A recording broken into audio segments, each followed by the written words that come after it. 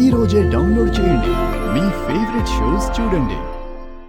మా తమ్ముడు శివను ఆదరించాల్సిన అవసరం ఇంకెవరికో ఎందుకుంటుంది సార్? ఒకవేళ నిన్ను వదిలించుకున్నట్టే గగన్ మీ తమ్ముడు శివని కూడా వదిలించుకుంటే అప్పుడు ఎవరో ఒకరు ఉండాలి కదా. అలాంటి పరిస్థితి నా తమ్ముడికి ఎప్పటికీ రాదు సార్. దయచేసి మా బావ గగన్ను తగ్గించాలని చూడకండి.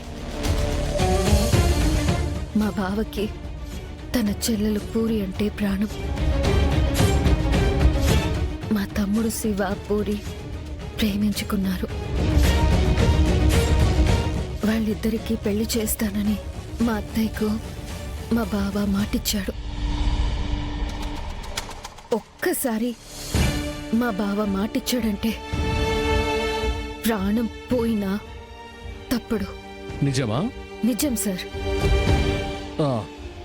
అయితే ఇప్పుడు నిజమేంటో నేను నీకు చెప్తాను, విను. మాట తప్పని శ్రీరామచంద్రుడి లాంటి గగన్ మీ తమ్ముడు శివను కొట్టి కొట్టి మరీ ఇంటి నుంచి బయటకు గెంటి వేశాడు.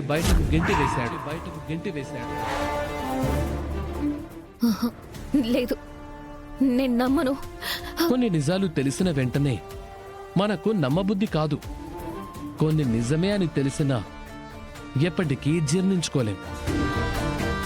దానికి కారణం మనకు అవతలి వాళ్ల మీద ఉన్న ప్రేమైనా కావచ్చు, నమ్మకమైనా కావచ్చు.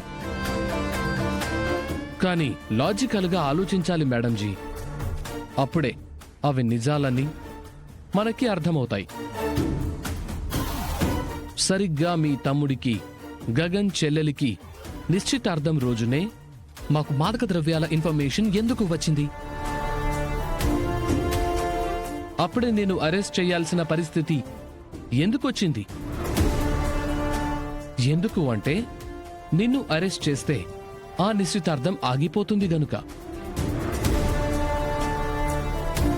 నువ్వు గగన్ జీవితంలోంచి తొలగిపోతావు గనుక. అది అబద్ధమే అయినా మా బావ నన్ను మాదక ద్రవ్యాల కేసులో ఇరికించాలని చూశాడు అనండి, నమ్ముతాను. నేనంటే ద్వేషం, నన్ను చంపేయాలన్నంత కోపం అనండి, నమ్ముతాను.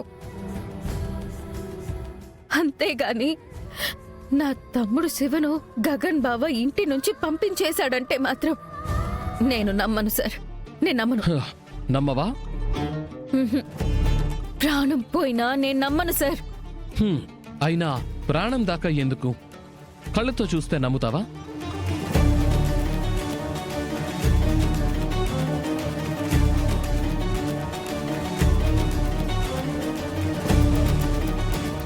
देखो मैडम,